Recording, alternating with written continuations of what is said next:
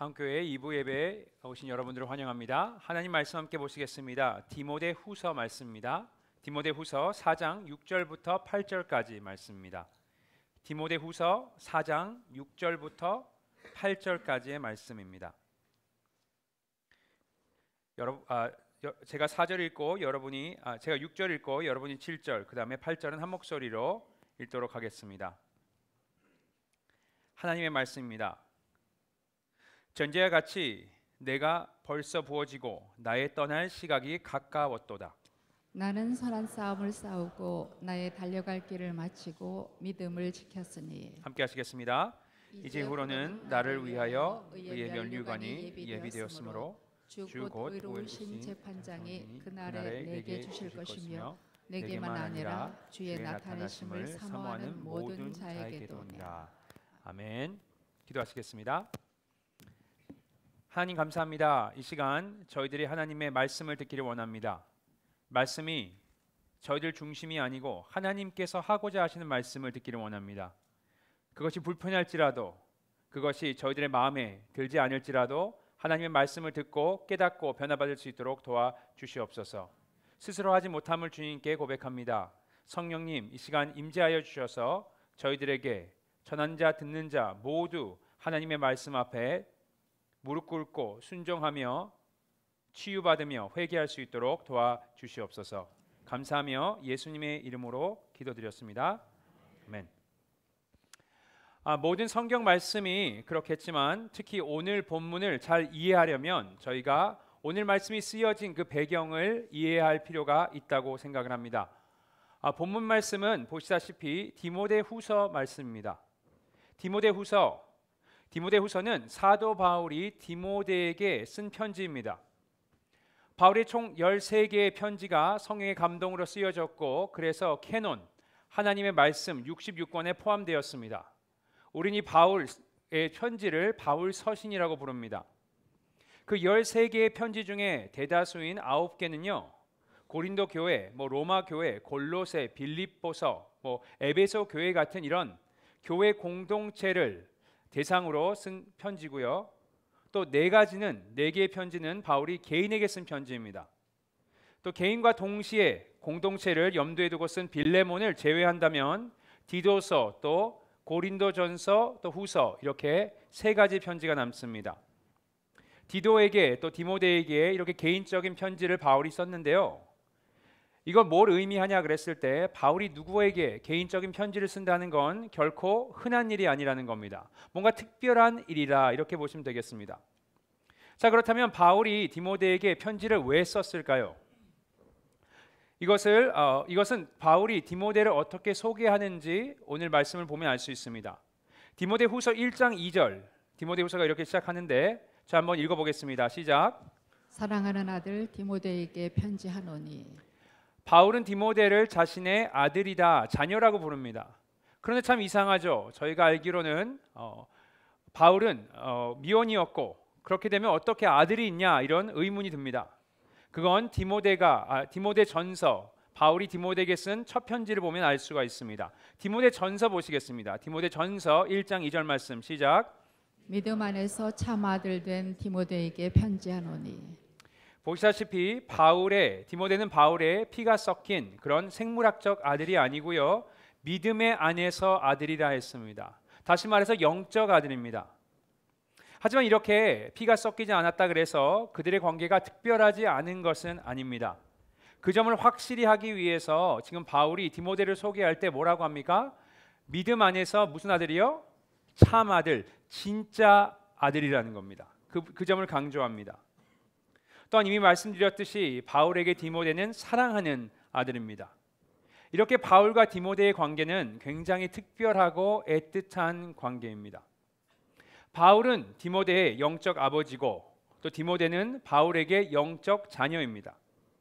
또 바울은 디모데에게 멘토이고 디모데는 바울에게 멘티입니다. 지금 그런 디모데에게 바울은 편지를 쓰고 있는 겁니다. 그런데 이 편지 디모데후서는 바울이 디모데에게 쓴 마지막 편지가 될 것입니다. 더 자세히 말씀드리자면 이 편지는 그냥 단순히 디모데에게 쓴 마지막 편지가 아니고요. 바울이 이 땅에서 쓴 마지막 편지가 될 겁니다. 자, 왜입니까? 왜죠? 왜 이게 바울의 마지막 편지입니까? 그 이유가 오늘 본문 6절에 나와 있습니다. 디모데후서 4장 6절 읽어보시겠습니다. 시작. 전제와 같이 내가 벌써 부어지고 나의 떠날 시각이 가까웠도다. 자, 뭐라고 합니까? 나의 떠날 시각이 가까웠도다 했습니다. 무슨 시간이 된 겁니까? 어딜 가는 겁니까? 이 땅을 떠날 시간이 됐다는 겁니다. 다시 말해서 본인의 죽음을 예견하고 있는 겁니다. 자, 그걸 어떻게 예견할 수 있습니까? 그건 그가 처한 상황을 우리가 보면 알 수 있습니다. 자기가 처한 상황을 봤을 때 이제 곧 죽겠구나라는 생각이 드는 겁니다. 현재 바울은요, 로마에서 옥살이를 하고 있습니다. 법정에서 지금 재판을 받고 있는데 그 판결이 본인에게 불리하게 돌아갈 것을 감지하고 있고요. 곧 사형이 집행되겠구나라는 것을 알고 있는 겁니다. 곧 죽겠구나. 그래서 뭘 합니까? 감옥에서 지금 바울이 펜을 들고 자신의 영적 아들인, 사랑하는 아들, 참 아들인 우리 디모데에게 편지를 쓰고 있는 겁니다. 그렇다면 지금 이 편지는요, 바울의 입장에서는 유서와 같은 겁니다. 우리가 본문을 잘 이해하기 위해서 감정이입, 좀 몰입을 해봤으면 좋겠습니다. 한번 여러분이요, 바울의 입장이 돼보세요. 바울같이 지금 펜을 들고 마지막 편지를 쓰고 있습니다. 이제 살 날이 얼마 남지 않았습니다. 죽음이 눈앞까지 와 있습니다. 감옥에 갇히셔서 지금 한자 한자 편지를 쓰시는 여러분의 모습을 한번 상상해 보세요. 자, 어떤 생각이 들 것 같습니까? 여러분은 뭘 생각하고 뭘 하시겠습니까? 저도 한번 생각을 해봤는데 저는 저의 인생을 한번 돌아볼 것 같습니다. 이 편지를 쓰면서 나의 삶에 그동안 무슨 일들이 있었는지, 또 어떠한 삶을 살았는지, 좋은 삶, 또 실수한 것들, 후회되는 것들 이렇게 생각하면서 나의 삶을 돌아볼 것 같습니다. 그런데 그렇게 하는 사람은 저뿐만 아니고 오늘 이 본문을 쓰고 있는 바울도 역시 자신의 인생을 돌아보면서 이 편지를 쓰고 있습니다. 자, 이 당시에 바울의 나이가 얼마나 될까 했을 때 바울은 다소라는 도시에서 기원 후 6년 6AD에서 태어났습니다. 그리고 64년도까지 살았으니까 그때 사형이 집행됐으니까 대략 지금 바울의 나이가 어떻게 될까요? 50대 후반, 60대 초반입니다. 그렇다면 바울은 지금 편지를 쓰면서 그의 삶, 지난 60년을 돌아보고 있는 겁니다. 또 예수님을 다메섹 도상에서 만나 그리스도인이 된 지는 30년 정도가 지났습니다. 30년을 돌아보면서 그동안 그리스도인으로 어떤 삶을 살았는지, 나의 인생은 어떠했는지 지금 돌아보고 있는 겁니다. 그리고 그렇게 인생을 돌아보고 그의 인생이 어떠했는지 오늘 본문 한 구절로 요약을 해서 정리를 합니다. 그 구절이 바로 7절 말씀입니다. 7절 말씀 함께 보시겠습니다. 시작. 나는 선한 싸움을 싸우고 나의 달려갈 길을 마치고 믿음을 지켰으니. 여기 보시면요, 바울은 자신이 어떠한 인생을 살았는지 설명하기 위해서 세 가지 비유를 사용합니다. 먼저 선한 싸움을 싸웠다 했습니다. 자신의 인생을 뭐랑 비유하고 있죠? 싸움과 비교하고 있습니다. 바울에게 인생이란 싸움 같은 겁니다. 다시 말해 인생이 편하고 쉬었던 그런 인생이 아니고요, 치열히 싸웠던 그런 인생입니다. 특히 그가 그리스도인이 된 그 후에는요, 그의 인생이 결코 평탄하지 않았습니다. 매도 많이 맞았고요, 먹을 것이 없어서 배도 고파봤고요, 입을 것이 없어서 추위에 떨기도 했습니다. 한마디로 고생이란 고생은 다 했습니다. 수치와 모욕을 자주 당했고요, 혼자 외로이 있었을 때도 너무 많았습니다. 이걸 잘 정리해주는 리스트가 성경에 나와 있는데 그게 바로 고린도후서 11장에 포함되어 있습니다. 그 리스트를 보시면요, 바울이 이렇게 시작합니다. 자신의 수고가 넘쳤다고 합니다. 일을 열심히 했다. 그러면서 얘기합니다. 여러 번 옥에 갇히기도 했고요. 참고로 서신을 쓰고 있는 이 당시, 이때도 지금 로마 감옥에서 이 편지를 디모데에게 쓰고 있는 겁니다. 또 이렇게 얘기합니다. 매도 수없이 맞았다. 여러 번 죽을 뻔했다라고 합니다. 그리고 그에게 무슨 일이 있었는지 더 상세히 알려줍니다. 바울은 유대인들에게 잡혀서 40에서 하나 감한 매를 5번을 맞았다 기록하고 있습니다. 유대인들에게 40이라는 번호, 특별한 번호입니다. 완벽한 번호입니다. 그래서 40대를 누구를 때리면 그가 죽는다고 믿었습니다. 그래서 40대는 때리지 못하고 39대, 한 대를 감한 39대를 때리고 있는 겁니다. 다시 말해 뭘 이야기하냐 그랬을 때 죽기 전까지 때린 겁니다. 딱 죽지 않을 정도까지만 매를 친 겁니다. 몇 번이요? 5번을요. 이런 매를 5번이나 맞았습니다. 또 태장을 3번 맞았다라고 했습니다. 또 돌로도 맞았답니다. 이건 아마 사도행전 14장에 있는 사건을 이야기하고 있는 것 같습니다. 안디옥에서 끌려 나와서 돌로 사람들이 치여서 이를 죽이려고 달려들었습니다. 기적적으로 살아났지만요. 또 타고 있던 배가 파산해서 3번이나 죽을 뻔했답니다. 그의 여행이 굉장히 위험했음을 알려줍니다. 또 얘기합니다. 자지 못할 때도 많았고 굶고 목마르고 춥고 헐벗은 적도 많았다고 합니다. 그리고 자신의 인생을 돌아보면서 항상 위험에 빠져 있었음을 기억합니다. 강의 위험이 있었다고 하고요. 시내의 위험, 광야의 위험, 바다의 위험이 있었다고 합니다. 다시 말해서 그가 갔던 모든 곳에는 위험이 도사리고 있었다 이런 얘기입니다. 또 강도의 위험이 있었고요. 동족의 위험, 이방인의 위험, 거짓 형제의 위험도 있었다는 겁니다. 어디를 가든 누구를 만나든 적들이 가득한 겁니다. 항상 바울이 미워 죽겠어서 그를 죽이려고 대드는 사람들이 많이 있었다는 겁니다. 그리고 지금 바울이 준 이 리스트는요. 고린도 후서 이 쓰여진 시기가 55년부터 56년도까지니까 그리고 오늘 본문 마지막으로 편지를 쓴 이때가 66년도에서 67년도 사이니까요. 벌써 10년 전 리스트입니다. 아마 그 10년 동안에 더 많은 고통과 아픔과 슬픔과 고난이 있었을 겁니다. 바울에게 인생이란 싸움 같은 것입니다. 치열한 싸움 같은 것입니다. 그리고 바울은 지금 편지를 쓰면서 자신의 인생을 회상하면서 또 이런 비유도 생각해냅니다. 7절 중간을 보시면 이렇게 나와 있습니다. 나의 달려갈 길을 마치고. 자신의 인생을요 뭐랑 비교합니까? 달리기랑 비교합니다. 자, 여러분 중에 달리는 거 좋아하시는 분 몇 분이나 계십니까? 딱 봐도 별로 없을 것 같은데, 저도 마찬가지입니다. 그리스교회 청년들이 얼마 전부터 새벽기도 나왔다가 이제 끝나고 조깅 클럽을 만들어서 저에게 계속 함께 가자고 지금 조르고 있는데 계속 바쁘다면서 제가 핑계를 대고 버티고 있습니다. 그리고 끝까지 버틸 계획입니다. 더군다나 지금 여기서 바울이 얘기하고 있는 이 달리기는요 그냥 가볍게 뛰는 모닝 조깅 같은 것이 아닙니다. 뭡니까? 헬라어로 보면 레이스, 경주라고 했습니다.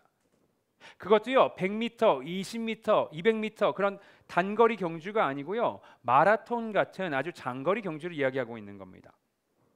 자, 마라톤 같은 장거리 경주를 마치려면 단거리와는 다르게 필요한 무언가가 있는데 그것이 무엇일까요? 히브리 기자는 이렇게 설명합니다. 히브리서 12장 1절 함께 읽어보겠습니다. 시작.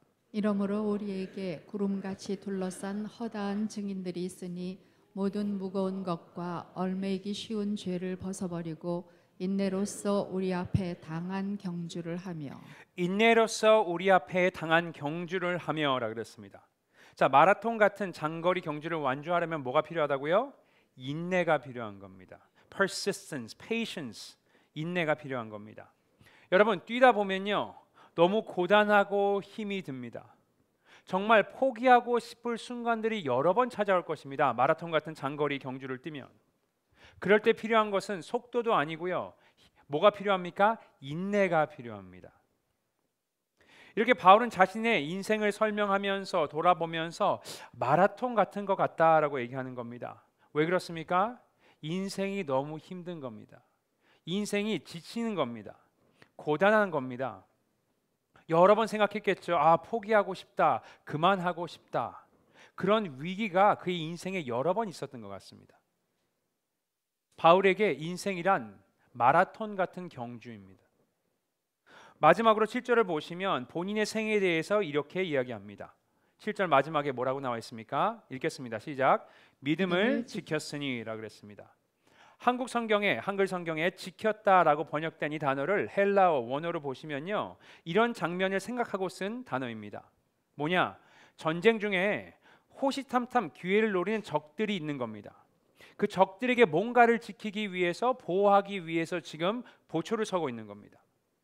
자, 바울은 이 전쟁에서 뭘 지키려고 합니까? 믿음이라 그랬습니다. 믿음을 지켰으니. 그의 믿음이 잘못됐다 손가락질하고요, 비판하고 핍박을 가했던 사람이 한두 명이 아닙니다. 일단 동적인 유대인들이 있었습니다. 예수를 믿고 예수의 복음을 전하는 바울에게 손가락질하면서 이단이라 그랬습니다. 왜 그렇습니까? 당시에는 기독교를요, 타종교라고 보지 않았습니다. 그냥 유대교에서 파생된 이단이라고 생각했습니다. 그렇게 손가락질을 하면서 잘못된 믿음, 복음을 가리킨다라고 말을 했습니다. 그렇게 그를 공격하는 사람들이 많이 있었습니다. 또 그의 믿음을 흔들려고 했던 사람들 중에서는요, Judaizers, 유대주의자들도 있었습니다. 그들이 갈라디아서를 보면 잘못된 복음을 전하는데요, 일단 겉모습은 비슷합니다. 바울이 전하는 복음과 동일하게 너희가 죄 사함을 받고 구원을 받아 천국을 가려면 어떻게 해야 된다? 너희들이 죄임을 깨닫고 예수 그리스도가 십자가에서 널 위해서 죽었음을 믿고 너가 예수를 구주로 영접하면 너희가 이 구원을 받을 것이다, 죄 사함을 받을 것이다 라고 전했습니다. 거기까지는 비슷합니다. 하지만 이렇게 얘기했습니다. 그거로는 불충분하다 그랬습니다.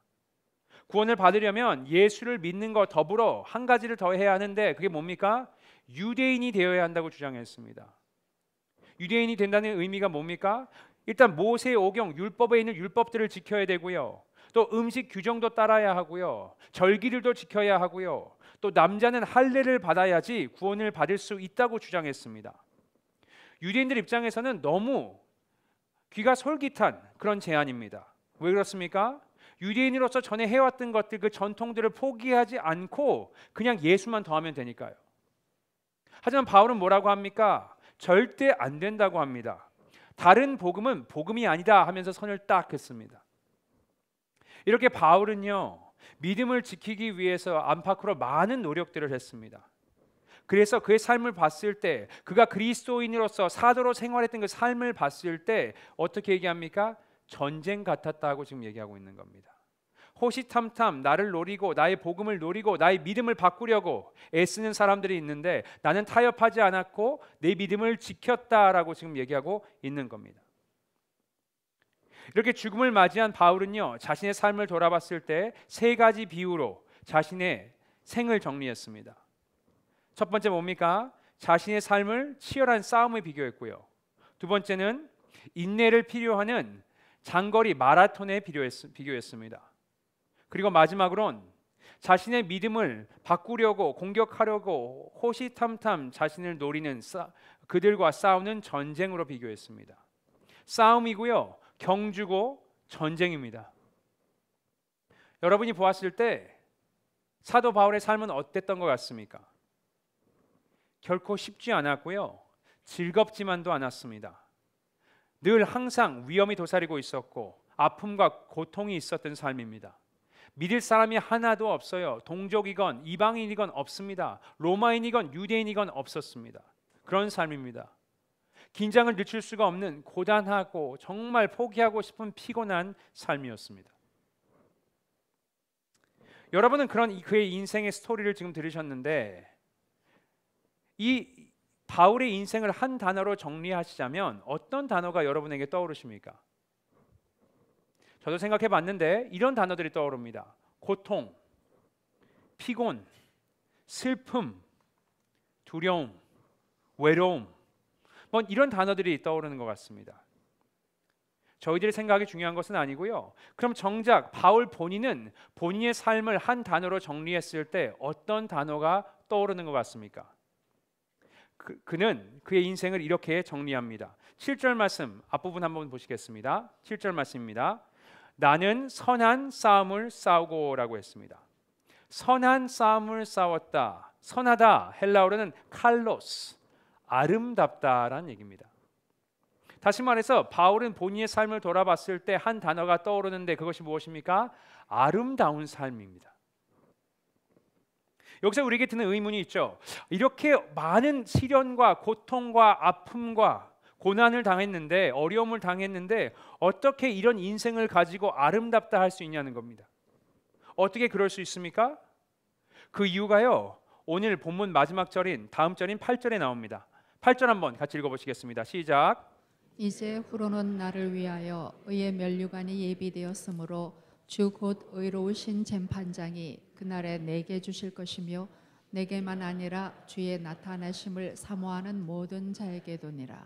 아멘. 뭐라고 합니까? 그에게 인생이 아름다웠던 이유는요, 인생이 어려움도 없고 편하고 건강히 살았고 세상 기준으로 성공을 했기 때문이 아니고요. 뭡니까? 인생이 아름다운 이유는 하나님을 위해 살았고 이제 의의 면류관을 주실 주님을, 예수님을 만날 준비가 되어 있기 때문에 그렇습니다.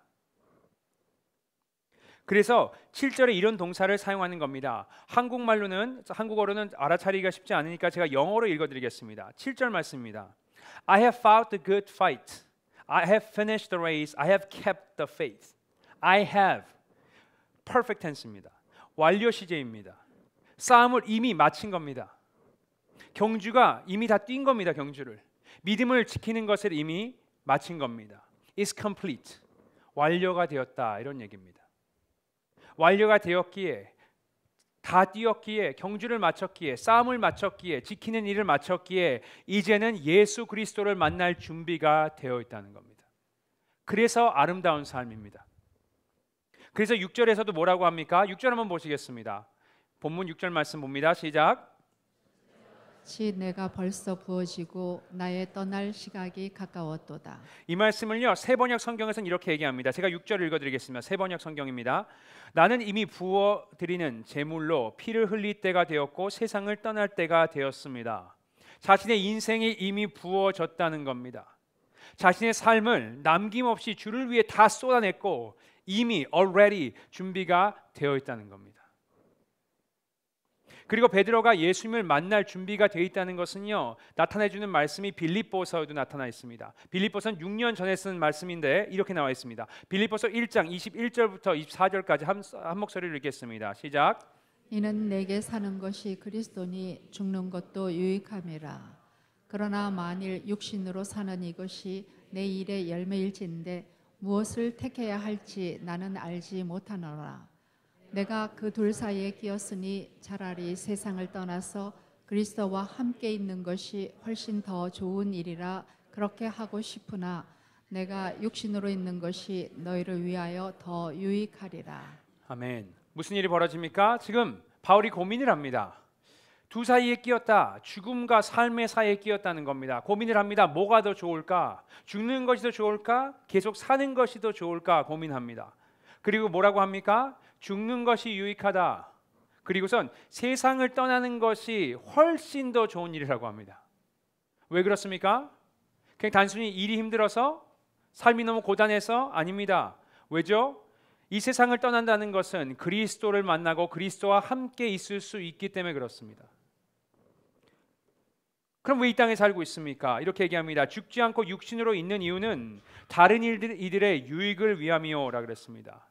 사역을 하기 위해서 하나님께서 아직 부르시지 않았고 여기에 맡은 일들을 완주를 하지 않았기 때문에 지금 계속 이런 삶을 살아간다고 얘기하는 겁니다. 이렇게 이제는요 6년 뒤에 예수님께서 바울을 부르고 계신 것을 이가 알고 있고 이제는 준비가 되어서 내 주님 준비가 되었습니다. 주님께로 갈 준비가 되었습니다 라고 지금 얘기를 하고 있는 겁니다. 이렇게 바울의 삶이 아름다웠던 이유는요, 준비된 삶, 예수님 앞에 설 준비가 된 삶을 살았기 때문에 그렇습니다. 그리고 이런 삶은 뭔가 바울에게만 특별히 적용되는 그런 삶이 아닙니다. 디모데, 그의 영적 자녀인, 영적 아들인 디모데에게도 또 우리 모두에게도 그런 삶을 살으라고 지금 바울은 이야기하고 있습니다. 그래서 8절 마지막 부분을 보면 이렇게 얘기합니다. 뭐라고 합니까? 내게만 아니라 주의 나타나심을 사모하는 모든 자에게도니라 했습니다. 주의 나타나심을 사모하는 모든 이에게 이런 삶을 살아야 한다고 지금 얘기하고 있는 겁니다. 주의 나타나심 뭘 얘기합니까? 일반적으로는 예수님의 재림을 얘기하겠죠. 좀 더 넓게 해석하자면 예수님을 만나는 그때를 얘기하는 겁니다. 예수를 만날 것을 사모하는 자, 기대하고 기다리는 자, 누가 기다립니까? 저와 여러분 같이 예수 그리스도를 믿고 천국의 복음을 믿는 자들은 다 기다리는 자들입니다. 즉 그리스도인들은요 모두 이런 삶을 살아야 한다고 지금 바울이 자신의 삶으로 보여주고 있는 겁니다. 자, 그럼 여러분에게 질문하겠습니다. 여러분은 주님 앞에 서실 준비가 되셨습니까? 삶이란, 인생이란 경주를 마치시고 피니시 라인, 저기 끝에 있을 예수님을 만날 준비가 되셨습니까? 여러분의 인생을 돌아보세요. 바울의 인생은 60년, 또 그리스도인으로 30년의 인생입니다. 여기서 어떤 분들은 더 길 수도 있고 더 짧을 수 있는 인생이 있는데요. 한번 인생을 돌아보세요. 여러분은 바울처럼 그리스도인이 되시고 나서 여러분의 삶을 예수님께 위해서 다 부으셨습니까? 이 인생을 누구를 위해서 사십니까? 주님 앞에 서실 준비가 되셨냐 이겁니다. 여러분은 여러분의 육신의 자녀들에게 또 영적 자녀들에게 어떤 편지를 쓰고 계십니까? 바울은 디모데에게 지금 자신의 삶을 얘기하며 난 이렇게 살았으니 너도 이렇게 살아라고 지금 편지를 쓰고 있는데 여러분이 편지를 쓰신다면 어떤 편지를 쓰시겠습니까? 저는 요즘에 본인의 인생을 끝까지 다 있는 것 없는 것 다 부으시고 주님 앞에 설 준비가 된 사람들을 여러 만날 기회가 있었습니다. 참 감사하죠. 이번 여름에도 웨일즈를 갔습니다. 웨일즈를 갔는데 저희 주일 예배를 드리는 겁니다. 1부 예배 때 목사님이 설교를 하셨고 2부 예배 때는 그 교회 집사님이 설교를 하셨는데요. 이름이 존 팔머입니다. 이렇게 얘기하는 겁니다. 설교 도중에 자기가 70년 정도 되는 세월을 예수와 함께 걸었다 이렇게 얘기하셨습니다. 자기 삶 70년 동안 예수님과 함께 동행했다 이랬습니다. 제가 그 설교를 듣는데 이런 걸 느꼈습니다. 아, 이분은 주님과 함께 오랜 시간을 동행하셨고 또 마지막까지 있는 모든 것을 부어서 주님을 섬겼으며 이제는 이분이 예수님께 갈 준비가 되셨구나라는 걸 느꼈습니다. 저희가 웨일즈에 선교를 간지 이제 2017년 여름에 처음 갔으니까 한 6년 7년 정도가 됐습니다. 매 갈 때마다 느끼는 것이 있는데요. 거기 성도분들이 연령대가 그 에버리지 연령대가요 70대가 되십니다. 그러니까 정말 70대, 80대 되신 분들이 90대 되신 분들이 굉장히 많이 있습니다. 뒤에서 보면 이렇게 다 흰머리들이 싹 있습니다. 젊은 사람들이 별로 없어요. 그래서 매년 갈 때마다 거기 같은 교회를 가기 때문에 누구누구 집사님은 어떻게 되셨습니까? 안 보이시네요 라고 물어보면요 이렇게 얘기하십니다. 보통 소천하셨습니다. 이번에도 마찬가지였습니다. 올 여름에도 선교를 갔는데 린이라는 이분이 굉장히 교회 사역을 열심히 하셨던 분인데 안 보이시는 겁니다. 그래서 물어봤더니 암투병을 하시다가 정말 끝까지 주일학교를 섬기시다가 주님께로 가셨다 이런 얘기를 들었습니다. 이분이 주일학교 디렉터를요 그 오랜 시간 동안 몸이 아픔에도 불구하고 정말 모든 것을 다 쏟아서 섬기신 겁니다. 제가 그걸 보면서 이렇게 느꼈습니다. 신앙생활은 저렇게 해야 되는구나. 그리고 그거는요 저희 하은교회도 마찬가지입니다. 얼마 전에 어떤 성도님, 집사님과 함께 그 대화를 나눌 기회가 있었는데 이분이 매일매일 어떤 삶을 사시는지 일상에 대해서 저한테 나눠주셨습니다. 매일매일 기도하시면서 예수님과 교제하시고요. 새벽에 일어나셔서 예수님과 만나는 그 시간이 너무 귀하시답니다. 그래서 정말 그 시간이 너무 귀해서 예수님의 음성을 듣는 시간이 너무 귀해서 또 그러고 있으면 하나님께서 어떤 기도 제목으로 기도해야 되는지도 알려주신답니다. 예수님을 매일매일 만나는 것이 이렇게 흥분되는 일이고요. 또 노인 아파트에 들어가셨는데 그곳에서도 예수님을 모르는 사람들에게 예수를 전하기 위해서 지금 기회를 노리신답니다. 기도하고 계신답니다. 그곳에선 이제 인생을 마감할 이제 끝으로 오신 분들이 많이 있기 때문에 이곳에 보내셨다 생각하고 지금 사역을 하시는 겁니다. 제가 티는 안 냈지만 그 말을 듣는데요 가슴이 뜨거워지는 겁니다. 그리고 이런 도전이 되는 거예요. 내가 저 나이가 됐을 때 80대가 됐을 때 나도 저런 모습으로 나이가 들고 싶다라는 생각이 들었습니다. 이분 역시도 뭘 하는 겁니까? 편지를 쓰고 있는 겁니다. 다음 세대들에게. 이번에 어떤 성도님께서 타주로 이사를 가셨습니다. 그 가시는 당일날 새벽 기도를 제가 하고 있는데 저한테 오셔서 포스트잇 하나를 이렇게 쪽지를 하나를 주셨습니다. 그리고 말씀하셨습니다. 기도 제목이라고, 이걸 위해서 기도해 달라고 하시면서 가셨습니다. 그 기도 제목에 그 포스트잇에 이렇게 적혀 있었습니다. 굉장히 단순한 기도 제목입니다. 그리스도의 인으로 아름답게 살다가 주님 앞에 설 수 있기를. 이게 답니다. 제가요 이 기도 제목을요 제 컴퓨터 앞에 붙여놨습니다. 스크린 앞에. 이게 단순히 그분의 기도 제목이라서 붙여놓은 게 아니고요, 이게 이 기도 제목을 내 기도 제목으로 만들어야겠다라는 생각으로 붙여놨습니다. 그리고 이 기도 제목, 그리스도인으로서 아름답게 살다가 주님 앞에 설 수 있기를이 여러분의 기도 제목이어야 합니다. 쉬운 삶, 좀 더 누리는 삶, 편안한 삶, 조금 더 많은 것을 가진 삶이 아니고요, 우리가 아름다운 인생을 살아야 합니다.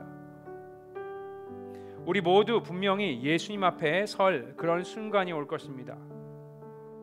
오늘 본문의 바울처럼 우리의 인생을 우리가 돌아봤으면 좋겠습니다. 그리고 질문해 봤으면 좋겠습니다. 우리는 인생을 어떻게 살았는가? 우리의 인생은 아름다운가? 주님을 위해서 부어드리는, 마지막까지 있는 것 모두 다 부어드리는 삶을 살고 있는지, 아니면 나의 욕심 때문에 계속 나에게 담고 있는 삶을 살고 있는지에 대해서 우리가 돌아봐야 할 것입니다. 여러분, 주님께 다 부어드리는 그런 삶을 살아야 합니다.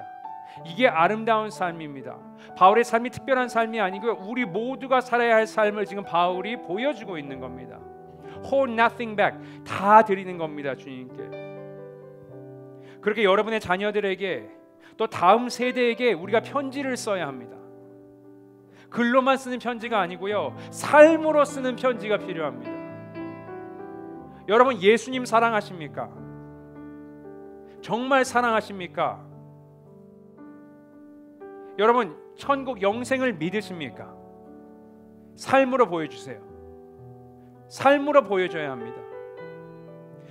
바울이 디모데에게 쓴 편지는 그냥 글이 아닙니다. 삶으로 보여지는 겁니다. 내가 이렇게 살았고 이젠 너가 이렇게 살면 돼. 나는 경주를 마쳤고 선한 싸움을 마쳤고 믿음을 지켰어. 내가 이렇게 살았으니까 이젠 너가 이렇게 살면 돼. 보여주는 겁니다. 삶으로 글을 적는 겁니다. 여러분도 여러분의 자녀들에게, 또 교회의 젊은 사람들, 다음 세대들에게 여러분이 이 글을 적어야 할 것입니다. 이런 편지를 적어야 할 것입니다. 이렇게 주님께 여러분을 남김없이, 후회 없이 다 부어드려서 아름다운 인생을 사시는 저와 여러분이 되셨으면 좋겠고요, 이렇게 살으라고 저희 삶으로 저희들의 자녀들에게, 또 다음 세대들에게 우리가 삶으로 가르치시는, 삶으로 편지를 쓰시는 바울과 같은 인생을 사시기를 예수 그리스도의 이름으로 축복드립니다. 이 시간 함께